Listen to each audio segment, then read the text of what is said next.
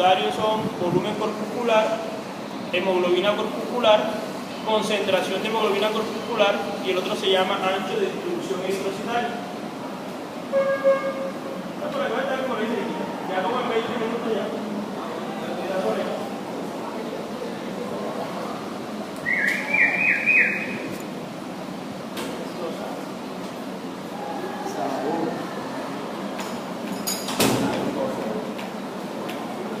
Era la USB, ¿no? Mejor. Claro.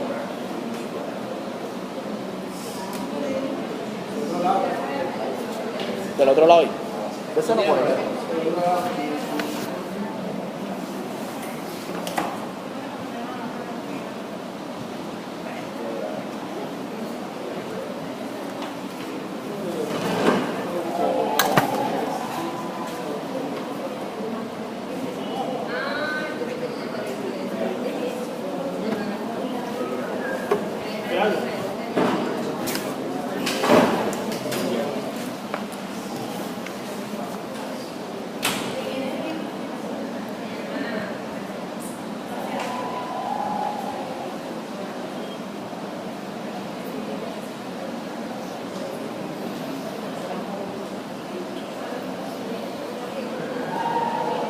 Yo creo que esta parte de los glóbulos rojos lo habíamos mirado y lo que íbamos era esta cosa, los índices eritrocitarios.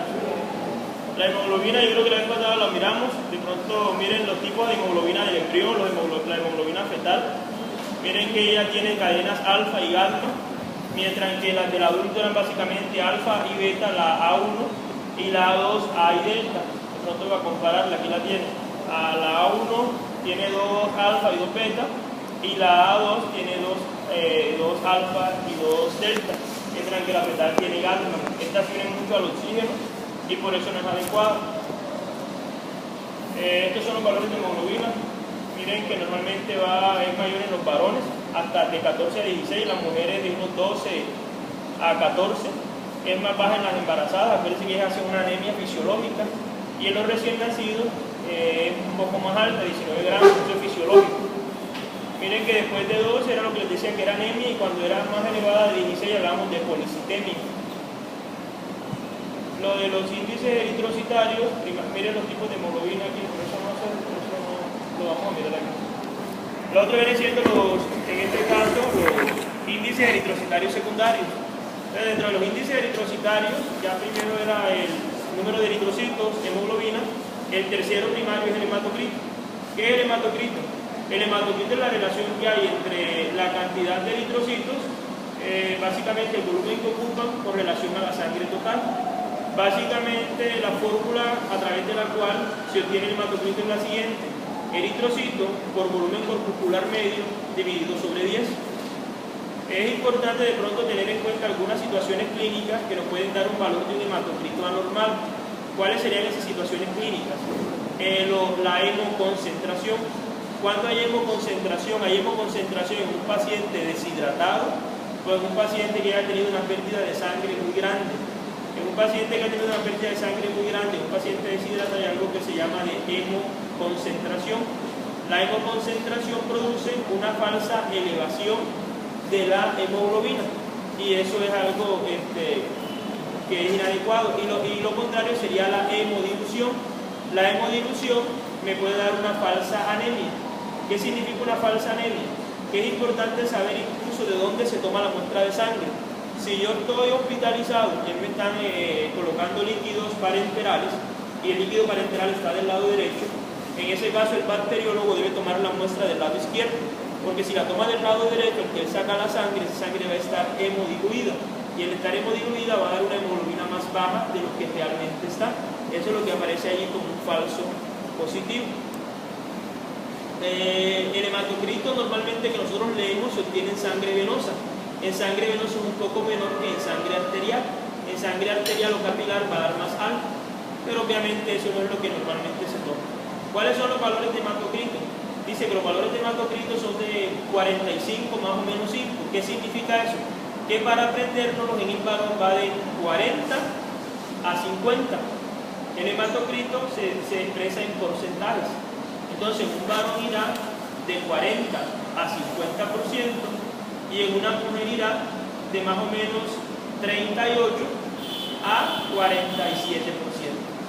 Siempre va a ser más bajo en las mujeres. Entonces, ¿qué es lo importante? Que cuando uno vea un hematocrito muy alto o muy bajo, uno va a saber que es anormal. Entonces usted ve que la persona tiene un hematocrito de 55, 60, y usted sabe que debe haber una poliglobulia. Y si es un hematocrito muy bajo, ya usted va a saber que vamos a estar frente a una anemia, porque el hematocrito es digamos, un parámetro indirecto de alguna manera de la cantidad de hemoglobina, y además es un parámetro también de qué tan concentrada o hemodiluida se encuentra la sangre. Entonces, lo que les dije, esto se llaman índices eritrocitarios primarios. ¿Cuáles son esos? Eritrocitos, hemoglobina y hematocrito. ¿Cuáles son los secundarios? Los cuatro que les mencionaba ahorita: volumen corpuscular medio, hemoglobina corpuscular media, concentración de hemoglobina corpuscular media, y lo otro es el ancho de distribución eritrocitaria. ¿Por qué? ¿Cómo? Y ahora lo vamos a mirar. ¿Por qué son importantes estos parámetros? Estos parámetros son importantes para clasificar las anemias. El volumen corpuscular me las permite clasificar en normocíticas, macrocíticas y microcíticas. Y la concentración de hemoglobina corpuscular me las permite clasificar en normocrómicas e hipercrómicas. Y el ancho de distribución me las permite clasificar en heterogéneas y homogéneas. Ahora vamos a mirar cómo es eso. El volumen corpuscular medio es el valor del volumen de cada eritrocito, el volumen promedio de cada eritrocito. ¿Qué significa esto? Que a través del volumen corpuscular medio yo puedo saber cuál es el tamaño real más o menos de un eritrocito. El volumen corpuscular medio se expresa en una medida que se conoce como femtolitros y se obtiene básicamente en esta fórmula. Tú divides el hematocrito por el número de eritrocitos, que obviamente expresado en millones, sobre mililitros. Eso te va a dar el volumen corpuscular. ¿Cuál es el valor del volumen corpuscular? Ustedes deben aprender ese último valor que está acá abajo, el valor del adulto. Entonces es probable que al momento que yo haga el examen yo diga paciente masculino de unos 38 años, quien se realizó un hemograma, quien reportó los siguientes datos. Teniendo la información previa, ustedes detecten cuáles patologías hay. Si usted ve entonces, si aquí dice que va de 88 más o menos 10 femtolitros, ¿qué le dice uno la inteligencia? 10 menos 88, 78. Y 88 más 10, 98. Entonces, el volumen corpuscular me dirá de 78 hasta 98 femtolitros. Si está por debajo de 78, ¿será que? Microcítica. Si está entre 78 y 98, será normocítica. Y si está de 99 o más, será macrocítica. Entonces, con aprenderme el valor normal de 78 a 98, yo tengo que saber que lo que está por debajo es micro y lo que está por encima es macro. Nada más. Y con eso yo puedo clasificar fácilmente la anemia en macro o en microcítica. El otro valor es la hemoglobina corpuscular media. ¿Cómo resulta la hemoglobina corpuscular media? También es una fórmula de dividir la hemoglobina, que se expresa en gramos sobre decilitros, sobre el número de eritrocitos, en este caso en millones, sobre mililitros. Esto, ¿qué nos expresa la hemoglobina corpuscular media? La cantidad de hemoglobina que encontramos en cada eritrocito. La hemoglobina corpuscular media no nos permite clasificar, no es un parámetro que nos sirve para clasificar la anemia, sino que teniendo en cuenta la hemoglobina corpuscular media, yo puedo sacar ahora la concentración de hemoglobina corpuscular media.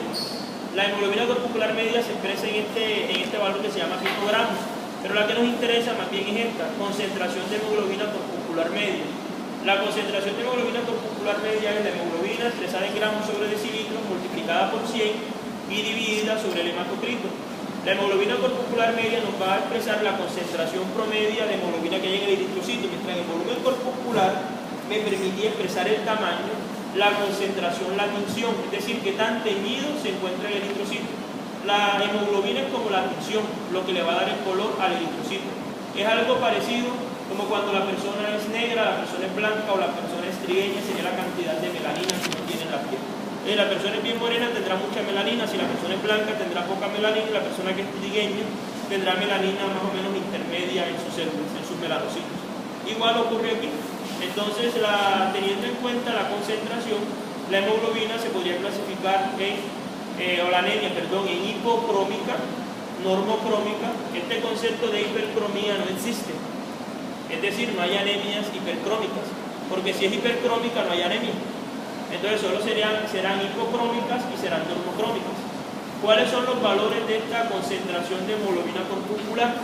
Esta concentración de hemoglobina corpuscular se va a expresar en gramos sobre decilitros y va de 325, dice más o menos 25, entonces irá de 300 a 350. Esa es la concentración de hemoglobina corpuscular. Entonces yo puedo decir que la concentración de hemoglobina corpuscular va de 300 a 350 gramos sobre litros. Entonces si a mí me aparece un paciente que tiene una concentración, en este caso de 250, ¿qué será? ¿Una anemia de qué tipo? Hipocrómica. Y si se encuentra entre 300 y 350 será normocrómica. La hipercrómica ya sabemos que no va a existir. Entonces cuando está por debajo, en este caso, de 300, ya sabemos que estamos frente a una anemia de tipo hipocrómico. Entonces miren que aquí están los valores como tal. Puede ser microcítica, normocrómica. Microcítica, el volumen corpuscular medio bajo. Normocrómica, que la concentración se encuentra normal. ¿Cuáles son las más comunes? La microcítica hipocrómica, que es la anemia de pronto por deficiencia de hierro.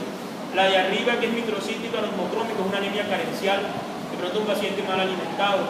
Esta normocítica normocrómica se ve bastante frecuente en las anemias hemolíticas y cuando el paciente ha tenido de pronto una pérdida abrupta de sangre. Esta que está por acá abajo, la macrocítica hipocrómica, se ve mucho en las anemias megaloblásticas. Las anemias megaloblásticas son por deficiencia de hierro, por deficiencia de ácido fólico y de vitamina B12. Es lo mismo que ahorita un compañero de ustedes me preguntaba que si había una anemia que se llamaba anemia,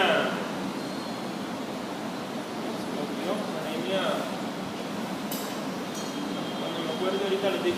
Esa anemia por deficiencia de vitamina B12 y ácido fólico, ella depende mucho de un factor que se llama el factor intrínseco, que es el que producen las células parietales del estómago, permite su absorción.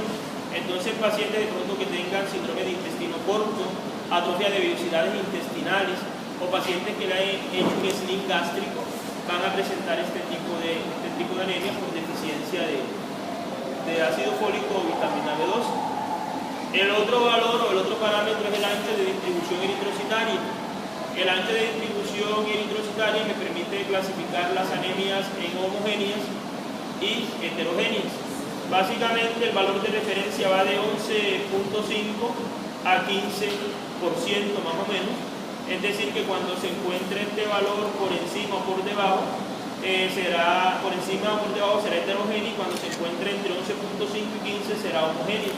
Aquí tienen entonces esta clasificación, que es la clasificación de Davis-Bessman, que es de las que más se utilizan. Entonces tenemos las anemias microcíticas homogéneas, cuando el volumen corpuscular medio está bajo y la AD se encuentra normal. Microcítica heterogénea, volumen corpuscular bajo y AD aumentado, y así sucesivamente, dependiendo de lo que esté aumentado o alterado. Aquí tenemos de pronto causas de anemias microcíticas homogéneas. Tenemos,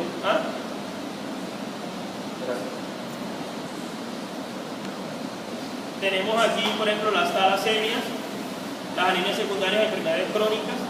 Las microcíticas heterogéneas tenemos las hemoglobinas H, las anemias de tipo inmune, las anemias hemolíticas, las talasemias alfa y beta. El déficit de hierro incluye dentro de este grupo, o anemia ferropénica.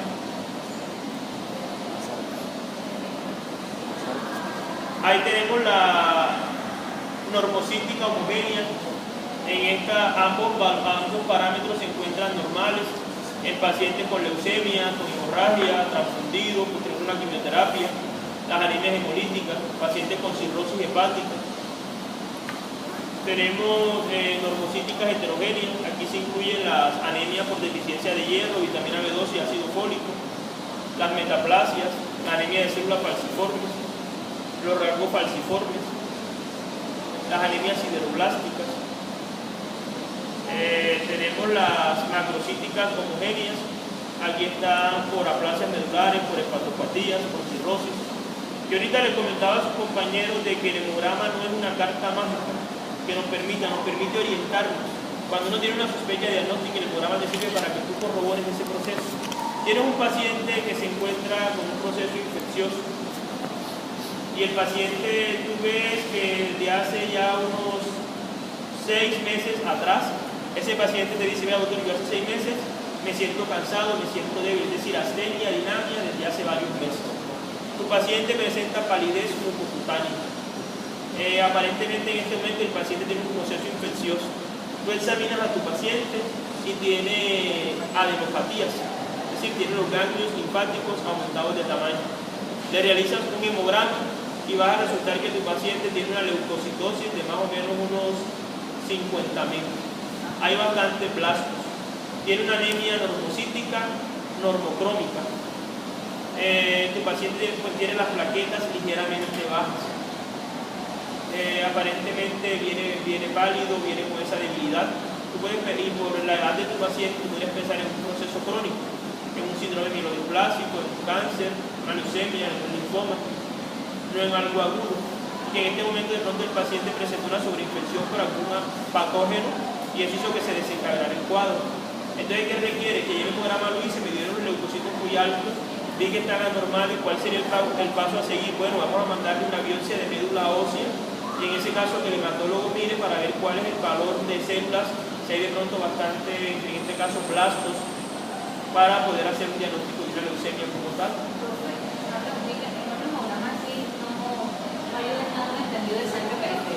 El entendido de sangre periférica es un parámetro importante del hemograma porque te permite ver la morfología.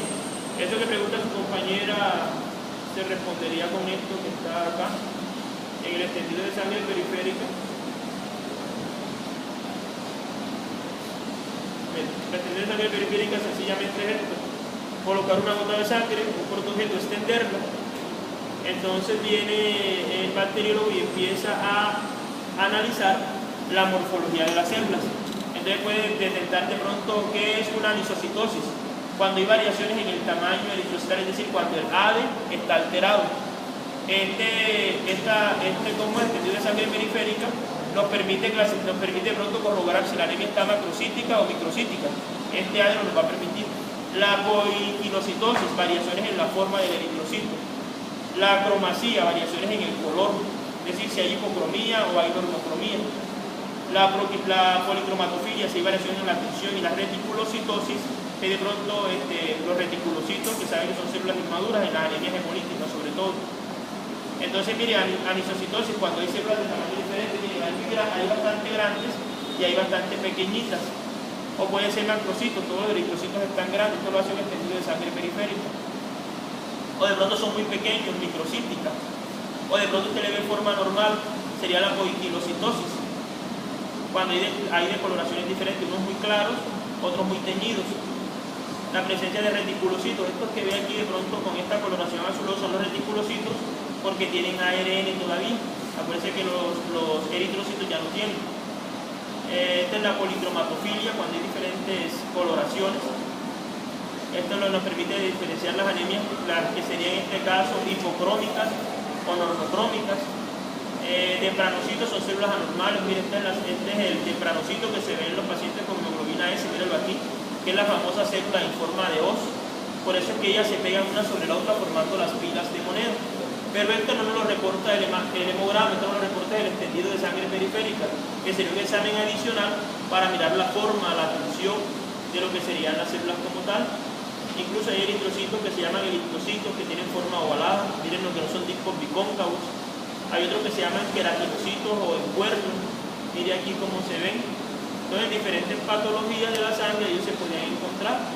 Entonces, esto ya se hace cuando hay una anormalidad y se quiere de pronto hacer un diagnóstico más a profundidad. Hay otros equinocitos, mírenlos cómo se ven. Hay otros que son las famosas células en casco, que son como unos fragmentos de células. Están los acantocitos. Esto yo no se lo voy a preguntar, ni tampoco nosotros vamos a tener la oportunidad de mirarlo, porque esto lo miraría sería más bien de pronto el bacteriólogo en su estudio, sino que a manera de que tengan idea, hay un estudio que se llama el extendido, que nos permite ver la morfología. Hay unas incluso que son las células en tiro al blanco, miren la que tienen como un punto central en la mitad. Hay otras que son células en lágrimas, esas que están observando ahí. Hay otras que son en forma de barquilla, anorexia o leucocitos, que se ven en las enfermedades de hígado, en las talasemias. Miren las cómo se ven. Hay incluso punteados que se encuentran dentro del eritrocito, que se ven en algunas patologías. Miren aquí los punteados característicos que se encuentran. Incluso hay algunas que son derivadas de algunas infecciones que se presentan en los pacientes. Por ejemplo, la anemia de células falciformes presenta esos cuerpos de Hayes que aparecen ahí. Los cuerpos de Hayes son estas que están aquí, la número D. En las anemias podrían presentarse. Las plaquetas y los glóbulos blancos también los vemos en el extendido. Entonces, los glóbulos blancos, ¿qué se quiere ver? La morfología del número y la presencia de células inmaduras que serían los blastos.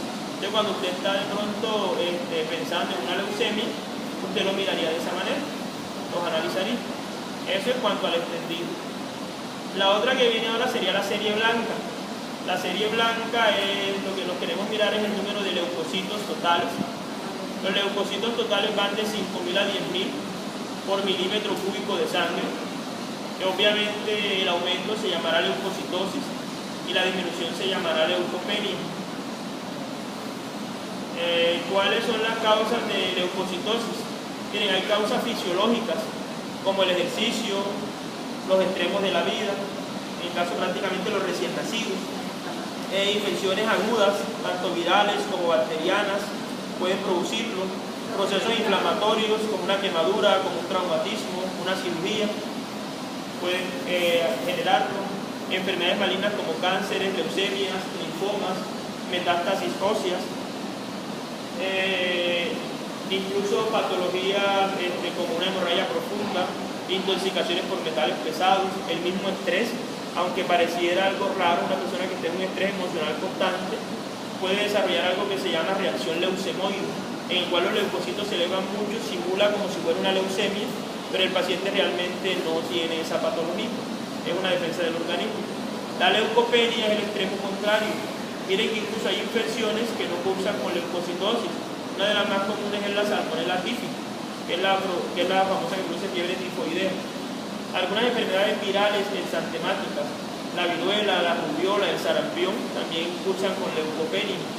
Paciente con una infección generalizada, que se conoce como septicemia, cursan también con leucopenia. El yodo anafiláctico es un estado agudo de alergia, que aparece debajo. Incluso miren que hay sustancias químicas y agentes físicos que cursan con leucopenia. Las radiaciones, el benceno, los citotáticos son los medicamentos para el cáncer. La lista de medicamentos que cursan con leucopenia es bastante amplia. De pronto mencionar unos que están aquí, que son los glucocorticoides, que son los fármacos que más tienden a inmunosuprimir al paciente, acompañado de las drogas citostáticas que se utilizan en el manejo del cáncer. Algunas enfermedades hematológicas que cursan con leucopenia, la aplasia medular. Cuando le hablen de aplasia medular, entienda que es aquella patología en la cual la médula no produce ni glóbulos rojos, ni glóbulos blancos, ni plaquetas. Patologías sistémicas como el lupus eritematoso, la cirrosis hepática, un paciente alcohólico puede presentar también grados de leucopenia. Y ya vendría entonces lo que se conoce como el diferencial de leucocitos. Entonces en el diferencial de leucocitos vamos a ver los neutrófilos, eosinófilos, basófilos, linfocitos y monocitos. Obviamente dependerá del número del tipo de hemograma que estemos viendo. Existen 4 tipos de hemograma, algunos autores hablan de 6. Hemograma tipo 1, hemograma tipo 2, hemograma tipo 3 y hemograma tipo 4. El hemograma tipo 1 es el hemograma manual que hace la bacterióloga. Básicamente este hemograma manual lo que nos arroja es el valor de glóbulos rojos, glóbulos blancos, plaquetas y el hematocrito y la hemoglobina, nada más. El tipo 2 es el semiautomatizado. En el semiautomatizado de pronto podríamos obtener otros parámetros como sería de pronto el valor de neutrófilos y linfocitos básicamente. En el tipo 3 y tipo 4 ya son automatizados, ya que hay unas barras que se llaman histogramas. Las barras que son histogramas son unas barras largas que nos permiten valorar el porcentaje de leucocitos que encontramos. El tipo 3 y el 4 son los más utilizados y eso ya nos arroja lo que serían los índices eritrocitarios, volumen corpuscular, hemoglobina corpuscular, concentración y el ADE, que sería el ancho de distribución de los eritrocitos. El otro parámetro que de pronto habría que mencionar era el de un hemograma tipo 4. En el hemograma de tipo 4 ya vemos los 5 tipos de leucocitos que se podrían presentar. El primero de los leucocitos, de los granulocitos, es el neutrófilo. ¿Qué es el neutrófilo? ¿Por qué se habla de neutrófilo? Porque él presenta gránulos en su citoplasma que no se tiñen ni con colorantes ácidos ni con colorantes básicos. Su núcleo tiene de 3 a 4 lóbulos aproximadamente y básicamente él participa en lo que sería procesos o infecciones bacterianas. Su vida media y en tejido conectivo cuando ha atravesado el vaso sanguíneo es de menos de una semana. Es el más alto de todos, se encuentra de 55 a 75%. Y aquí vemos de pronto una cantidad de patologías en las cuales ellos se pueden elevar, sobre todo patologías infecciosas bacterianas.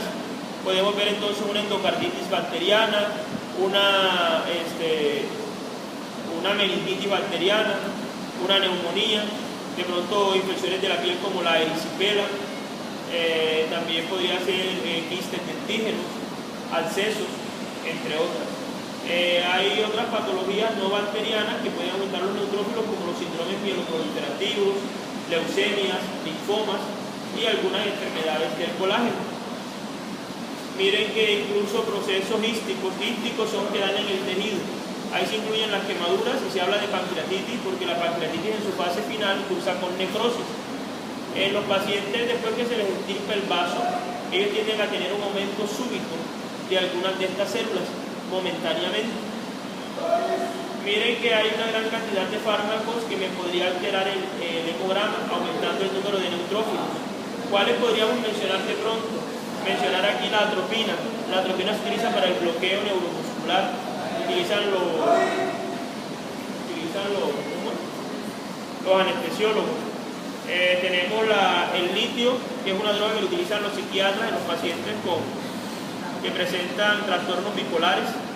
Aquí tienen las sulfonamidas, tienen también por acá la eritromicina y la streptomicina, son antibióticos. La neutropenia es la disminución. De pronto patologías que cursan con neutropenia son básicas: la salmonelosis por Salmonella typhi, la brucelosis por Brucella catarrhalis y la TBC miliar.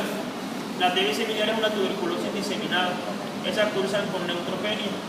Mire que los medicamentos son más de 100, para que tengan en cuenta algunos analgésicos, algunos medicamentos utilizados para la tiroides o antitiroideos, antibióticos, tranquilizantes, tuberculostáticos, antipalúdicos, diuréticos tiacídicos. Los eosinófilos tienen forma de salchicha, son básicamente dos lóbulos unidos con un puente de cromatina. Ellos participan básicamente en procesos alérgicos y en procesos de destrucción de lo que serían parásitos, de parasitosis. El valor es menor que el anterior, que eran los neutrófilos. Ellos van de 1 a 4% aproximadamente, y es importante que miremos algo, lo que es el valor en porcentaje y lo que es el valor absoluto. Cuando usted escucha hablar de valor absoluto, estamos hablando de esto, y de pronto usted lo va a tener que sacar. Si yo pido que usted saque el valor absoluto se podría sacar más o menos sacando, si el 100% son 10.000, el 4% ¿cuánto es? Entonces usted puede sacarlo a través de una regla de 3 y tiene el valor absoluto, que sería este valor que se encuentra ahí. Como les dije, los eosinófilos participan básicamente en procesos alérgicos: la fiebre de heno, la dermatitis atópica, la psoriasis, principalmente en el asma, en los shock anafilácticos pueden presentarse, las parasitosis como estas que colocan aquí, ejemplo, hidantosis, filariosis, tricomuniasis, pero en cualquier patología parasitaria ellos podrían elevarse. En algunas leucemias, sobre todo en las leucemias monocíticas, tienden también a aumentarse los linfomas. Miren que también hay fármacos que me lo pueden aumentar. Esta parte de los fármacos, yo creo que lo que uno tiene que tener en cuenta es mirar, mi paciente tiene alguna patología, tiene algún problema para que esta célula se eleve. No lo tiene, pero se encuentran elevadas. Entonces en historia clínica analizar algo que se llama antecedentes medicamentosos. ¿Qué medicamento está tomando mi paciente? Bueno, evalúo entonces el mecanismo de acción y las reacciones adversas que puede tener ese medicamento. Y de esa manera yo puedo corroborar si realmente es el fármaco el que me está alterando la prueba de laboratorio. Porque puede ser el medicamento. ¿Qué ejemplo les doy? No es que el paciente está tomando el medicamento y al día siguiente se le va a aumentar. Son medicamentos que ya tienen por lo menos unos 15 días de estarlo tomando. Digamos, un paciente que está en UCI y está recibiendo tratamiento con cefalotina. La cefalotina es una cefalosporina. Entonces ahí se podría pensar, o es una señora que tiene artritis reumatoidea y está tomando sales de oro, podría pensarse, que ya tiene rato de estarlo consumiendo. O es un paciente con enfermedad de la tiroides, hipertiroidismo, y está recibiendo los ioduros. O en su defecto un paciente que está recibiendo de pronto epinefrina. Acuérdense que la epinefrina es la misma noradrenalina que se podría utilizar. La epinefrina la utilizan como vasoconstrictor, sobre todo en anestesia local, para prolongar el efecto del anestésico, porque produce vasoconstricción. La digital son medicamentos que se utilizan en la insuficiencia cardíaca para mejorar el efecto cronotrópico e inotrópico positivo del corazón. Entonces, un señor que está tomando digital ya de larga data de varios meses, podría pensarse. Miren que aquí la lista sigue más alta. Sobre todo, ¿quién podría sospecharse en un paciente que tenga tuberculosis? Acuérdense que ese tratamiento es largo, oral. Ellos toman mucha isoniazida y toman mucha streptomicina. Por eso podría presentarse. La metildopa en los pacientes esos que sufren de mal de Parkinson. Tienden ellos a administrarse la metildopa para tratar de suplir la sustancia que se encuentra deficiente. La eosinofilopenia, que es la disminución básicamente en dos situaciones, en trastorno metabólico y enfermedad de Cushing. Ahorita sus compañeros yo les explicaba lo que era la enfermedad de Cushing. La enfermedad de Cushing es un problema en el cual los pacientes tienen una enfermedad iatrogénica producida por consumo crónico de corticosteroides. ¿Qué le pasa a un paciente con síndrome de Cushing? El paciente con síndrome de Cushing va a estar obeso. ¿Por qué va a estar obeso? Porque el metabolismo de los carbohidratos, lípidos y proteínas se altera. ¿Qué pasa con los lípidos? Los lípidos se acumulan en el tejido, aquí el tejido conectivo, básicamente. Entonces van a acumularse en algunas zonas donde, en el cuello, produciendo joroba de búfalo. Se acomoda también en lo que sería todo el panículo adiposo, produciendo un abdomen de batracio. Esa acumulación del tejido de grasa, ahí lo que va a hacer es que haya un aumento, en este caso del tejido, trayendo como consecuencia la aparición de estrías. ¿Qué más le pasa al paciente con síndrome de Cushing? Aparece acné transitorio, aparece algo que se llama hirsutismo, que es la aparición de pelo, sobre todo en las mujeres, que en los varones sería normal por la testosterona. ¿Qué más produce el síndrome de Cushing? El síndrome de Cushing produce cara de luna llena. ¿Redonda o de luna llena? Porque los pacientes con lupus le dan corticosteroides para inmunosuprimirlos, los pacientes con cáncer le dan corticoides para inmunosuprimirlos. Además de eso, presenta unas alteraciones sistémicas. ¿Cuáles son las alteraciones sistémicas?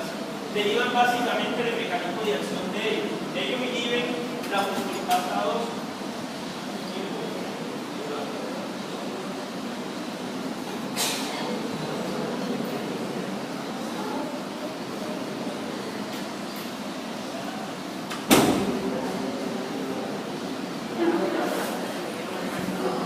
Sueño.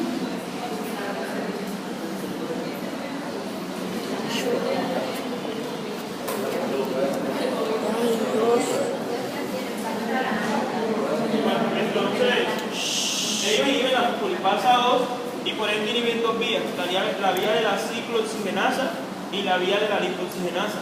Por la vía de la ciclooxigenasa inhiben las prostaglandinas, tanto las fisiológicas como las patológicas. Entonces, las patológicas serían buenas porque inhiben los procesos inflamatorios. Para eso sirven los corticoides también, pero las fisiológicas ayudan en varios procesos. ¿Cuáles procesos? Ayudan a la vasodilatación, ayudan también a neutralizar el quimoácido. Cuando uno come, las células parietales liberan ácido clorhídrico. ¿Qué hace el organismo fisiológicamente? Libera prostaglandina E. La prostaglandina E actúa como una solución buffer o tampón que me lo neutraliza. ¿Cuál es la consecuencia directa? El paciente va a presentar gastritis. Por eso los pacientes que toman corticoides o están recibiendo AINES presentan siempre gastritis. Esa es la explicación lógica. Se les aumenta la presión arterial. ¿Por qué se les aumenta la presión arterial? Porque estas sustancias me producen vasodilatación de las arteriolas y capilares. ¿Cuáles principalmente? Unos que se encuentran en una estructura que se llama el glomérulo. Ahí en el glomérulo uno tiene un entramado de capilares que son los que hacen la filtración glomerular. ¿Qué pasa en los pacientes que reciben este corticoide? Al no haber prostaglandina, ¿qué va a pasar? Va a haber vasoconstricción. Y si hay vasoconstricción, se estimula un sistema que se llama renina, angiotensina, aldosterona. Esta renina, angiotensina, aldosterona me produce más vasoconstricción y a su vez se inhibe la hormona antidiurética. Me produce, ¿cómo es? Aumento del gasto cardíaco. Indirectamente aumenta la presión arterial, por eso puede aumentarse las cifras tensionales. ¿Qué más me hacen los corticoides? Los corticoides me producen resistencia a la insulina, hacen que la insulina no sea captada en el tejido periférico por unos receptores que se llaman los GLUT, por eso se aumenta. ¿Qué más me hace? Me estimula unas células que se llaman los osteoclastos. Los osteoclastos participan en la reabsorción ósea, entonces al haber mayor reabsorción ósea puedo presentar osteopenia, y si yo tengo riesgo de osteopenia puede incrementar a aparecer osteoporosis. ¿Qué más me harían los corticosteroides? Si soy pequeño y no me había crecido, tengo menos de 18, 21 años, uno tiene los huesos largos como el útero femoral, algo que se llama la placa epifisiaria. ¿Ya hay uno aquí? ¿Dónde está?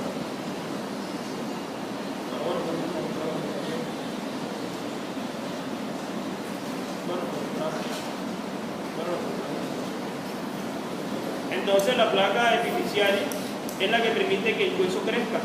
Entonces normalmente el hueso se va a expandir. Si la placa epifisiaria se solta antes de tiempo, el paciente va a tener baja talla. Por eso los niños pequeños asmáticos que reciben muchos corticoides tienden a presentar baja estatura. Normalmente no quiere decir que no nos los vamos a tomar. Esos efectos aparecerían después que el paciente tenga varios meses de estarlos recibiendo. Pero si es de pronto en una sola dosis, digamos, hice un shot y tuvo un edema de la laringe, yo tengo que colocarle el corticoide para salvarle la vida. Usted tiene un dolor profundo, un traumatismo, y de pronto se administra un fármaco que se llama betaduo. El betaduo combina analgésicos con corticoides. Eso es básico porque usted se va a calmar el dolor y la inflamación. Entonces todos esos efectos de ese síndrome de Cushing aparecen cuando ya lleva varios meses de estarlo tomando, para hacer de pronto la aclaración. El basófilo tiene forma de S itálica. El basófilo casi no se ve el núcleo, sino se ve bastante punteado. El basófilo se va a teñir con colorantes básicos, lo que significa que el citoplasma del basófilo se ve rosado, como ese que está allá abajo. Como ese que está abajo rosado, se va a ver el citoplasma. Es la característica como lo vamos a mirar. El basófilo tiene un valor mucho menor que el eosinófilo. El eosinófilo era hasta 4%. Este va más o menos de 1,0,2 a 1%. ¿En qué situaciones los basófilos van a estar aumentados? Básicamente en procesos de hipersensibilidad, obviamente en algunas leucemias, pero cuando se encuentran células anormales o blastos en sangre. En un paciente post-esplenectomía, prácticamente todas las líneas de leucocitos se van a aumentar. Y miren que la basofilopenia son las mismas causas de la eosinofilopenia, síndrome de Cushing y trastornos metabólicos. Ahora los dos que faltarían para completar el leucograma sería el linfocito y el monocito.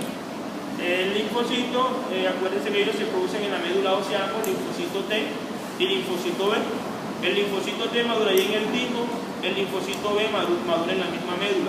El linfocito B es el que se va a transformar en plasmocito y va a formar lo que serían las inmunoglobulinas. Este tiene una vida media un poco más larga, este puede durar hasta varios meses e incluso hasta años el tejido periférico cumpliendo su función como tal. Estos son los leucocitos más abundantes después del neutrófilo. El neutrófilo era de 55 a 75, este más o menos de unos 17 a 45%. Normalmente las linfocitosis siempre van a estar donde una fisiológica en la infancia y sobre todo se va a encontrar en los procesos de tipo virales. Esta es la de la infancia. ¿Por qué en la infancia? Porque nosotros recibimos algo que se llama inmunidad pasiva de nuestras madres, que es la inmunoglobulina G, y también recibimos algo que se llama el calostro, que nos pasa inmunoglobulina A. Entonces, ¿qué pasa? Uno llega en un momento en que no tiene esas inmunoglobulinas que nos pasó la madre, que empiezan a disminuir, y los agentes virales pueden atacarnos.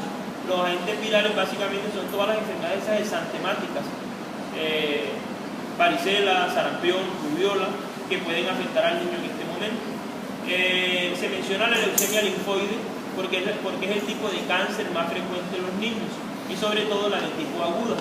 Entonces va a cruzar con elevación de los linfocitos y obviamente con blastos. Mire, aquí hay una patología que aunque no es viral, sino de tipo parasitaria, cursa con bastante linfocitosis, es la toxoplasmosis, producida por un parásito que se llama Toxoplasma gondii, que lo llaman el famoso parásito del gato, que también puede transmitirse desde las mamás al hijo a través de tipo, en este caso, congénito, y produce lo que sería microcefalia y produce también ceguera y cataratas. Los linfocitos también se pueden disminuir y se habla de linfopenia. Miren que las causas de linfopenia son básicamente bien marcadas: una insuficiencia cardíaca, una enfermedad de Hodgkin en estadio final, es decir, el estado final del cáncer de Hodgkin, que es el cáncer linfático, y los corticoides. Miren que los corticoides siempre juegan en todos los leucocitos, tanto neutrófilos, eosinófilos, basófilos, linfocitos y monocitos. Siempre el uso de corticoides va a tender a disminuirlos. Por último, el monocito. El monocito es el macrófago, el que va al tejido conectivo a hacer la fagocitosis. No es agranulocito, no tiene gránulos como tal. Su citoplasma tiene forma de riñón, básicamente, y hace parte del sistema fagocítico mononuclear. Este es el que en el tejido nervioso lo conocíamos como célula de la microglia. Este es el que en el pulmón lo conocíamos como célula de polvo. En el alveolo, en la piel lo vamos a conocer como célula de Langerhans. El monocito tiene un valor de 2 a 8% aproximadamente, y básicamente él participa en patologías en las cuales es necesaria la fagocitosis. Por ejemplo, en la tuberculosis, acuérdense que el micoplasma no, el bacilo de Koch básicamente es un aerobio intracelular obligado. Entonces, al ser un aerobio intracelular obligado, él requiere que lo mate un macrófago, que lo fagocite. Por eso la monocitosis es muy frecuente ahí. En patologías parasitarias como el paludismo y la tripanosomiasis, esos también son microorganismos que son fagocitos intracelulares. Tanto así que en el paludismo el paciente presenta también como consecuencias anemias, porque este parásito también tiende a afectar lo que sería el eritrocito. No hay causas de monocitopenia. Los libros no las describen. Y por último, las plaquetas no son células completas, son fragmentos celulares. Se derivan de algo que se llama los megacariocitos. Las plaquetas tienen un valor que va de 150.000 a 400.000 por milímetro cúbico de sangre. Cuando están por debajo de 150 hablamos de trombocitopenia, y cuando están por encima de 400.000 hablamos de trombocitosis. Ellas viven aproximadamente unos 14 días.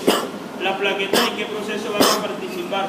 Las plaquetas van a participar en un proceso que se llama adhesión y un proceso final que se llama agregación, medida por un factor que se llama factor de von Willebrand, que es producido a nivel de lo que sería el endotelio vascular. Aquí vemos básicamente estos punticos pequeños que observamos ahí, serían básicamente las plaquetas. A pesar de que esta sería no esta grande, sino aquella que está allá, muy parecida a la imagen que vimos, pero allá nosotros no la vimos rosada, sino que la vimos con una tensión diferente. Los glóbulos rojos ustedes lo veían como grisosos o negruzcos, pero estas células que están acá sí diferenciamos bien, en este caso, su citoplasma con sus núcleos, porque la tensión que utilizamos era básicamente para observar mejor los glóbulos blancos. Las plaquetas o trombocitos, miren que ellos pueden tener diferentes causas de trombocitopenia.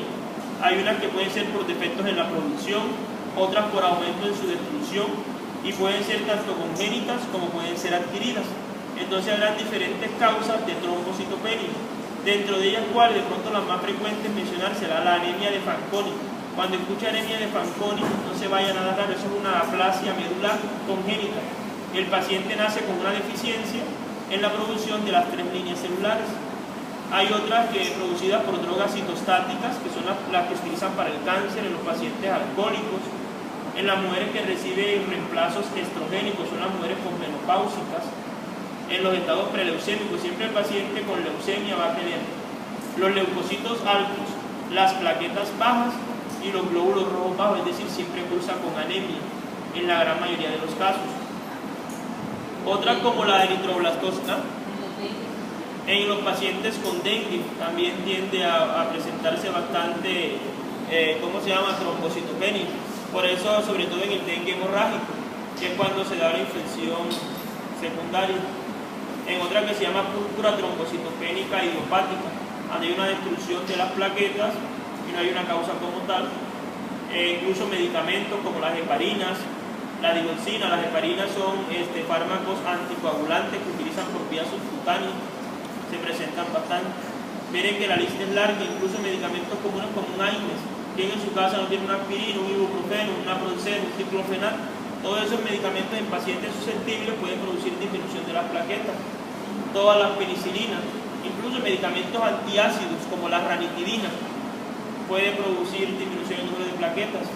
Lo que se utilizan para inducir la orina, que se llaman diuréticos, tienden a disminuir. ¿El acetaminofén a qué pertenece? El acetaminofén es un analgésico antipirético, no hace parte de los AINES, es un analgésico antipirético. Entonces, un diabético normalmente tiene las plaquetas algo bajo. Un diabético, no, pero el diabético. ¿Fármaco para o varios? Hay fármacos antidiabéticos orales, ellos tienden a producir leucopenia y trombocitopenia, sobre todo uno que se llaman las sulfoniturias, como la glibenclamida, la glibeperidina, pero estamos hablando de pronto de un paciente que esté tomándolo de larga data, es decir, tenga varios meses de estarlo consumiendo y que además de eso tenga factores asociados, es decir, que de pronto además de tomar el antidiabético, de pronto está recibiendo aspirina, o de pronto está recibiendo otros que se llaman los antiagregantes plaquetarios como el dicumarol o warfarina. O sea que además de estos esté tomando otros, podría presentarse. En cuanto a los diuréticos, por ejemplo, la furosemida en pacientes renales, ellos cuando en los pacientes renales, la furosemida lo que puede hacer es una depresión de líquido y causa más hipopotasemia, depresión de potasio y alteraciones cardíacas. Trombocitopenia podría afectarnos, pero también los diuréticos tiacídicos, como la hidroclorotiazida, también lo podrían afectar. Causas que aumenten el número de plaquetas. El síndrome post-esplenectomía es el más frecuente, los traumatismos, los tumores y trombocitosis idiopática. Básicamente esas son las situaciones que tendríamos que haber analizado en el hemograma. Para terminar, yo creo que está ya lo de la parte del extendido ya y lo de la médula. Yo creo que eso sí lo revisamos con ustedes. No, tampoco. Los tipos de médula, ¿no? Médula ósea roja, médula ósea amarilla, que la médula ósea roja era la que tenía una función hematopoyética, la amarilla era la misma pero infiltrada con adipocitos. Sí la puedo pasar, pero el martes se las paso porque tendría que pasarle lo que exactamente van a utilizar. Yo se las podría pasar. Entonces miren, el martes, ¿qué vamos a hacer?